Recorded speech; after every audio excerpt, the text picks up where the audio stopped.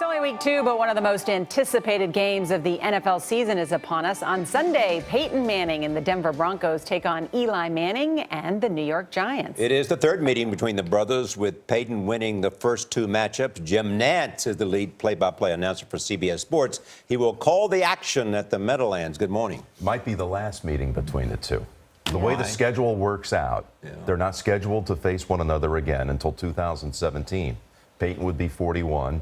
Eli would be 36. Of course, that's barring them meeting somewhere down the road in the Super Bowl. So let's enjoy it while we have it this Sunday. And remembering that in the past Super Bowl, we had 2 brothers coaches against each other. We were sitting, in a similar format to this just a few months back, talking about sibling rivalries down in New Orleans, the 3 of us. The football in me, assess the matchup between the 2 of them.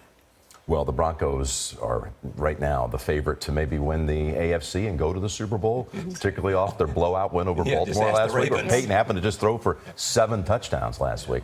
And what's getting a little bit lost in all the buildup about the Mannings is the fact it's week 2, but for the Giants coming off a loss against Dallas in their first game, they don't need to come out of the gates 0-2.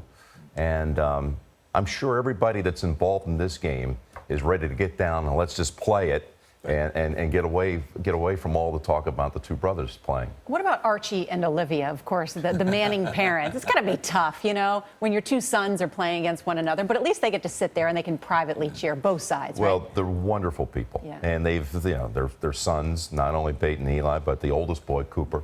They're just great people. This is going to be for them like what you saw when you had Jack and Jackie Harbaugh on your show. Right. They had the 2 sons squaring off opposite sidelines coaching in the Super Bowl. It's not fun for them. They don't enjoy this because there's an old sports saying that you hate losing more than you enjoy winning.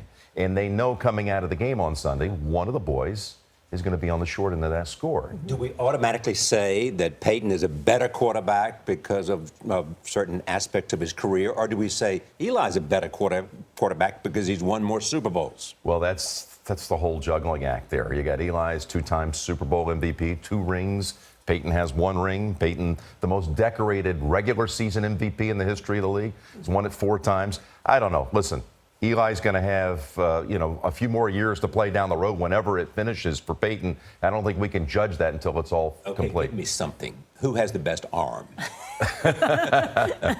Let's see. I think they both have great sense of humor, by the way. All right. I don't know who has better arm strength. Is he not? Peyton came back from that neck injury.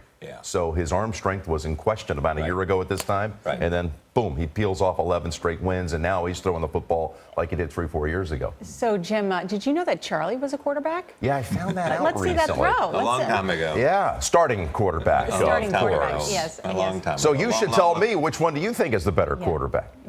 I don't know. I mean, I think that, I don't know. I'm like you, I don't know. I think that Peyton can read the field and is a smarter quarterback. Well, Peyton has this ability that maybe no one in the history of the league's ever had. He stands up at the line of scrimmage, surveys the defense, and he immediately identifies the soft spot. I mean, he's like a chess master. He looks at a board, takes about 5 seconds to scan the board, and knows where he wants to go. And we should also mention on CBS, Alabama versus Texas A&M. Big game. Game of the century, the latest game of the century.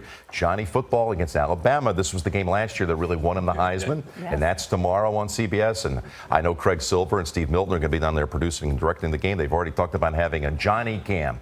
They'll have a camera on him entire day. That's the feed we're going to get on CBS. We're going to actually watch the game. This is for you, Jan Crawford. Whoop. Jim Nantz, thank you. And you can watch Alabama take on Texas A&M tomorrow at 3:30 p.m. Eastern, 12:30 Pacific.